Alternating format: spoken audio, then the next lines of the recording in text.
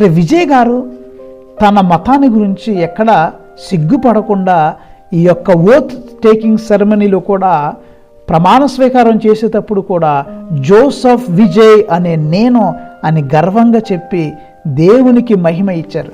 మత్తయి శుభవార్త 10వ అధ్యాయము 32వ వచనంలో ప్రభు ఏమన్నారంటే, ప్రజల ఎదుట నన్ను అంగీకరించు ప్రతివానిని పరలోకమందున్న నా తండ్రి సమక్షంలో నేను కూడా అంగీకరిస్తా.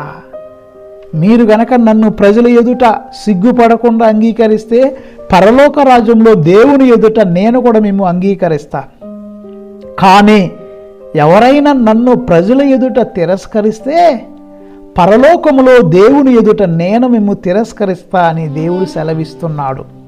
సో ప్రియులారా, ఇక్కడ మనం నేర్చుకోవాల్సిందంటే విజయ్ గారు ఎలా గర్వంగా సిగ్గుపడకుండా తన మతాన్ని గురించి తాను జోసెఫ్ అన్నది హైడ్ చేయకుండా ఎలా జోసెఫ్ విజయ్ అనే నేను అని చెప్పారో మనందరం నేర్చుకోవాలి. ప్రియులారా, దేవుడు కూడా ఎలా ఈ యొక్క జోసెఫ్ గారిని ఎన్నుకున్నారు, విజయ్ గారిని ప్రత్యేక విధంగా ఎన్నుకున్నారు.